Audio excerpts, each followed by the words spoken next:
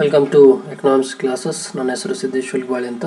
ಪ್ರಥಮವಾಗಿ ನನ್ನ ಚಾನಲ್ ನೋಡ್ತಕ್ಕಂಥ ವಿದ್ಯಾರ್ಥಿಗಳು ಸಬ್ಸ್ಕ್ರೈಬ್ ಮಾಡಿ, ಶೇರ್ ಮಾಡಿ ಮತ್ತು ಲೈಕ್ ಮಾಡಿ. ಅದೇ ರೀತಿ ಬೆಲ್ ಐಕಾನ್ ಬಟನನ್ನು ಪ್ರೆಸ್ ಮಾಡಿ ಅಂತ ಕೇಳ್ಕೊಳ್ತಾ ಇಂದಿನ ಅರ್ಥಶಾಸ್ತ್ರ ವಿಷಯವನ್ನು ಸ್ಟಾರ್ಟ್ ಮಾಡ್ತಾ ಇದ್ದೀನಿ. ಇಂದಿನ ಅರ್ಥಶಾಸ್ತ್ರ ವಿಷಯ ತೆಗೆದುಕೊಂಡಿರ್ತಕ್ಕಂಥದ್ದು BA ಥರ್ಡ್ ಸಮ್ SEP ಅಂದರೆ ಇಂಡಿಯನ್ ಎಕನಾಮಿಯಲ್ಲಿ ಬರ್ತಕ್ಕಂತಹ WTOದ ಅರ್ಥ, ಉದ್ದೇಶ ಮತ್ತು ಕಾರ್ಯಗಳು ಅಂದರೆ ವಿಶ್ವ ವ್ಯಾಪಾರ ಸಂಘಟನೆಯ ಅರ್ಥ, ಉದ್ದೇಶ ಮತ್ತು ಕಾರ್ಯಗಳ ಕುರಿತು ವಿವರಿಸ್ತಾ ಹೋಗ್ತಾ ಇದ್ದೀನಿ. ಇಲ್ಲಿ ಪ್ರಥಮವಾಗಿ ತೆಗೆದುಕೊಂಡು WTOದ ಅರ್ಥ ಅಂದರೆ ವಿಶ್ವ ವ್ಯಾಪಾರ ಸಂಘಟನೆ ಅರ್ಥ ಏನು? ವಿಶ್ವ ವ್ಯಾಪಾರ ಸಂಘಟನೆ ಇದು ವಿಶ್ವದ ರಾಷ್ಟ್ರಗಳ ನಡುವಿನ ಅಂತಾರಾಷ್ಟ್ರೀಯ ವ್ಯಾಪಾರವನ್ನು ನಿಯಂತ್ರಿಸುವ ಹಾಗೂ ಸುಗಮಗೊಳಿಸುವ ಸಂಸ್ಥೆ ಆಗಿದೆ. ಇದಕ್ಕೆ ನಾವು ವಿಶ್ವ ವ್ಯಾಪಾರ ಸಂಘಟನೆ ಅಂತ ಕರಿತೀವಿ. WTO ವರ್ಲ್ಡ್ ಟ್ರೇಡ್ ಆರ್ಗನೈಸೇಷನ್ ಅನ್ನು ಕರೆಯಲಾಗ್ತದೆ. ಇದು 1995 ಜನವರಿ 1ರಂದು ಸ್ಥಾಪನೆ ಆಗ್ತದೆ. ವಿಶ್ವ ವ್ಯಾಪಾರ ಸಂಘಟನೆ ಕರಡಿಗೆ 134 ದೇಶಗಳು ಸಹಿ ಹಾಕಿದ್ದು, ಪ್ರಸ್ತುತ 153 ದೇಶಗಳು ಕೂಡ ಈ ಸಂಘಟನೆ ಇದರ ಸೇವೆಯಲ್ಲದವ. ಇದರ ಕೇಂದ್ರ ಕಚೇರಿ ಕೂಡ ಜಿನಿವಾ, ಸ್ವಿಟ್ಜರ್ಲ್ಯಾಂಡ್ ನಲ್ಲಿ ಇದೆ. ಇದು ಕೂಡ ಇದರ ಒಂದು ಅರ್ಥ ಆಯಿತು. ಯಾವಾಗ 1995 ಜನವರಿ 1ರಂದು ಸ್ಥಾಪನೆ ಆಗಿರತಕ್ಕಂಥದ್ದು ಯಾವುದು? ವಿಶ್ವ ವ್ಯಾಪಾರ ಸಂಘಟನೆ.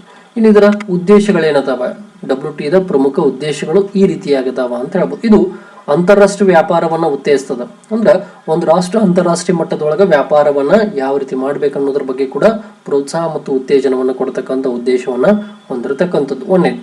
ಇನ್ನು ವ್ಯಾಪಾರದ ಅಡೆತಡೆಗಳು ಕಡಿಮೆ ಮಾಡುವಿಕೆ, ತೆರಿಗೆ, ಕೋಟಾ ಇತ್ಯಾದಿಗಳನ್ನ ಇದು ಮಾಡ್ತಕ್ಕಂಥದ್ದು. ಅಂದ್ರೆ ವ್ಯಾಪಾರದಲ್ಲಿ ಆಗ್ತಕ್ಕಂಥ ಅಡೆತಡೆಗಳಾಗ್ಲಿ ಅವುಗಳನ್ನ ಕಡಿಮೆ ಮಾಡ್ತಕ್ಕಂಥದ್ದು, ನಿಯಂತ್ರಣ ಆಗ್ಲಿ, ತೆರಿಗೆ ಆಗ್ಲಿ, ಕೋಟಾ ಆಗ್ಲಿ, ಅದ್ರ ಬಗ್ಗೆ ಕೂಡ ಅದರ ಕಡಿಮೆ ಮಾಡ್ತಕ್ಕಂಥ ಉದ್ದೇಶವನ್ನು ಕೂಡ ಹೊಂದೈತಿ. ಇದು ಎರಡನೇ ಉದ್ದೇಶ.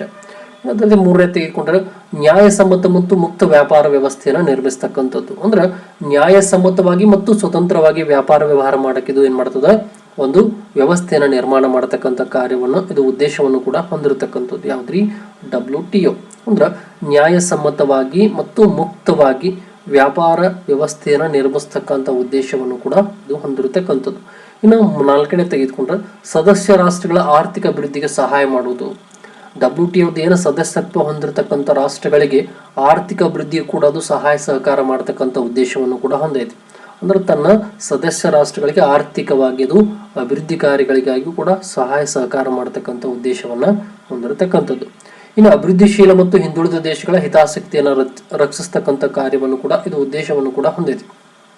ಅಂದ್ರೆ ಅಭಿವೃದ್ಧಿಶೀಲ ಮತ್ತು ಹಿಂದುಳಿದ ದೇಶಗಳ ಹಿತಾಸಕ್ತಿಯನ್ನು ರಕ್ಷಿಸುವ ಉದ್ದೇಶವನ್ನು ಕೂಡ ಹೊಂದಿರತಕ್ಕಂಥದ್ದು. ಅಲ್ಲಿ ಬೇಕಾದಂಥ ಒಂದು ರಕ್ಷಣೆ ಆಗಲಿ, ಅದಕ್ಕೆ ಬೇಕಾದಂಥ ಹಿತಾಸಕ್ತಿಗಳನ್ನು ನೀಡತಕ್ಕಂಥ ಉದ್ದೇಶವನ್ನು ಕೂಡ ಹೊಂದಿದೆ.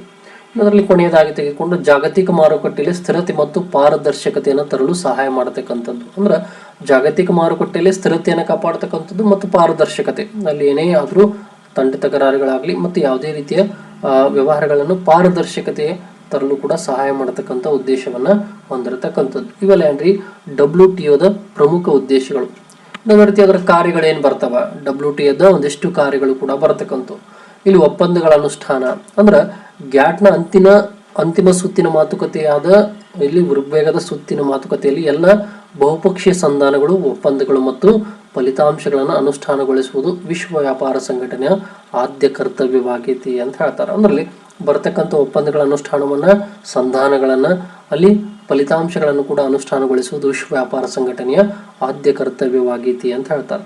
ಆಮೇಲೆ ಈ ಅನುಷ್ಠಾನ ವಿಷಯಕ್ಕೆ ಸಂಬಂಧಿಸಿದಂತೆ ಆಡಳಿತ ನಿರ್ವಹಣೆ ಮತ್ತು ಒಪ್ಪಂದಗಳ ಕಾರ್ಯಾಚರಣೆ, ವಿಚಾರಣೆಯ ಜವಾಬ್ದಾರಿಯನ್ನು ಕೂಡ ಈ ಸಂಘಟನೆದಾಗೈತಿ ಅಂತ ಹೇಳ್ತಾರೆ. ಅಂದ್ರೆ ವಿಶ್ವ ವ್ಯಾಪಾರ ಸಂಘಟನೆಯ ಕರ್ತವ್ಯ ಮತ್ತು ಜವಾಬ್ದಾರಿ ಕೂಡ ಇಲ್ಲಿ ಕಂಡು ಬರತಕ್ಕಂಥದ್ದು. ಇದು ಒಂದನೇ ಕಾರ್ಯ. ಇನ್ನು ವ್ಯಾಜ್ಯಗಳ ಪರಿಹಾರ ಅಂದ್ರೆ ತಂಟೆ ತಕರಾರುಗಳ ಪರಿಹಾರವನ್ನು ಮಾಡತಕ್ಕಂಥ ಒಂದು ಕಾರ್ಯವನ್ನು ಕೂಡ ಹೊಂದಿದೆ. ಅಂದ್ರೆ ಸದಸ್ಯ ದೇಶಗಳು ವ್ಯಾಪಾರ ವ್ಯವಹಾರಗಳಲ್ಲಿ ತೊಡಗಿದಾಗ ಭಿನ್ನಾಭಿಪ್ರಾಯಗಳು, ತಂಟೆಗಳು, ತಕರಾರುಗಳು ತಲೆದೂರುವ ಸಂಭವವಿರುತ್ತದೆ. ಈ ಎಲ್ಲ ತಂಟೆ ಮತ್ತು ತಕರಾರುಗಳನ್ನ ಬಗೆಹರಿಸುವುದು, ಸೂಕ್ತ ನ್ಯಾಯ ಪರಿಹಾರ ಒದಗಿಸುವುದು WTOನ ಜವಾಬ್ದಾರಿ ಆಗಿರ್ತದೆ. ಅಂದ್ರೆ ತನ್ನ ಸದಸ್ಯ ದೇಶಗಳಲ್ಲಿ ಏನಾದರೂ ವ್ಯಾಪಾರದಲ್ಲಿ ಅಥವಾ ತೊಂದರೆಗಳಾದ್ರ, ತಂಟೆ ತಕರಾರುಗಳಾದ್ರ, ಅಲ್ಲಿ ಏನಾದರೂ ತಕರಾರು ತಲೆದೂರಿದ್ರ ಅವುಗಳನ್ನ ಪರಿಹಾರ ಉಪಾಯವನ್ನ ಸೂಚಿಸ್ತಕ್ಕಂಥ ಕಾರ್ಯವನ್ನು ಕೂಡ ಯಾವ್ದು ಮಾಡ್ತದ್ರಿ? WTO ಕಾರ್ಯವನ್ನ ಮಾಡ್ತಕ್ಕಂಥದ್ದು.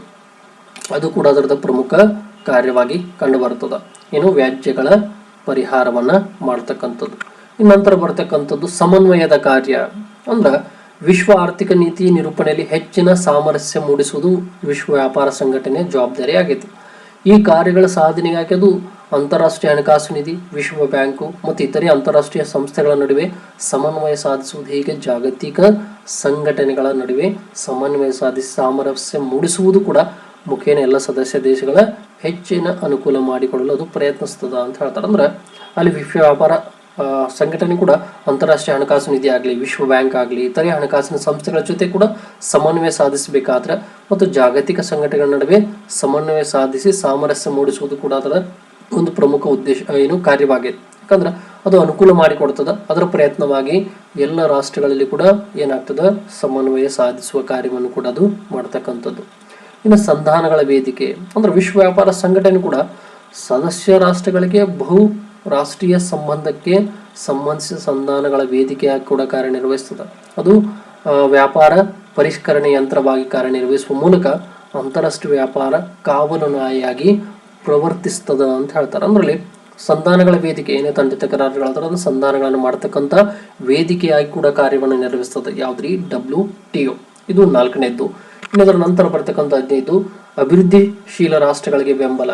ಅಂದ್ರೆ ಅಭಿವೃದ್ಧಿಶೀಲ ರಾಷ್ಟ್ರಗಳಿಗೆ ಅಲ್ಪ ವಿಕಸಿತ ರಾಷ್ಟ್ರಗಳಿಗೂ ಕೂಡ ತಾಂತ್ರಿಕ ಮತ್ತು ವಿಶೇಷ ಸವಲತ್ತುಗಳನ್ನು ನೀಡುವ ಕಾರ್ಯವನ್ನು ಕೂಡ ಮಾಡ್ತದೆ.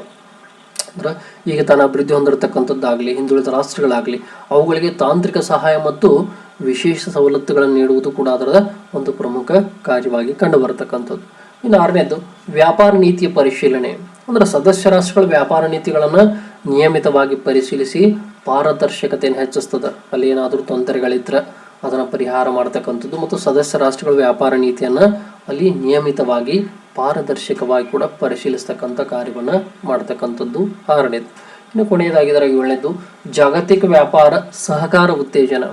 ಅದು ರಾಷ್ಟ್ರಗಳ ನಡುವೆ ಪರಸ್ಪರ ಸಹಕಾರ ಮತ್ತು ನಂಬಿಕೆಯನ್ನು ಬೆಳೆಸಿ ಜಾಗತಿಕ ವ್ಯಾಪಾರ ವೃದ್ಧಿಗಾಗಿ ನೆರವಾಗ್ತಕ್ಕಂಥದ್ದು. ಅಂದ್ರೆ ರಾಷ್ಟ್ರಗಳ ನಡುವೆ ಪರಸ್ಪರ ಸಹಕಾರ ನಂಬಿಕೆಯನ್ನು ಬೆಳೆಸದ ಮತ್ತು ಜಾಗತಿಕ ವ್ಯಾಪಾರದ ವೃದ್ಧಿಗೆ ಕೂಡ ಇದು ನೆರವಾಗ್ತಕ್ಕಂಥದ್ದು. ಯಾವ್ದ್ರಿ? WTO. ಇವೆಲ್ಲ ಬರತಕ್ಕಂಥದ್ದೇನು 10 ಅಂಕದ ಬಹುಮುಖ್ಯವಾದ ಒಂದು ಅಂಶವಾಗೈತಿ ಅಂತ ಹೇಳ್ಬೋದು. ಇಲ್ಲಿವರೆಗೆ ನಾವು ಹೇಳ್ತಕ್ಕಂಥ ಮಾಹಿತಿ ಕೂಡ ಇದು ನಮಗೆ ಸಂಕ್ಷಿಪ್ತ. ಯಾವ್ದ್ರಿ? ವಿಶ್ವ ವ್ಯಾಪಾರ ಸಂಘಟನೆಯ ಒಂದು ಅರ್ಥ, ಉದ್ದೇಶ ಮತ್ತು ಕಾರ್ಯಗಳು. ಇದು ಬಹಳ ಮುಖ್ಯವಾದ ಒಂದು ಅಂಶವಾಗೈತಿ ಅಂತ ಹೇಳ್ತಾ ಇಂದಿನ ಕ್ಲಾಸನ್ನು ಇಲ್ಲಿಗೆ ಮುಕ್ತಾಯಗೊಳಿಸ್ತಾ ಇದ್ದೀನಿ. ಎಲ್ಲರಿಗೂ ಧನ್ಯವಾದ.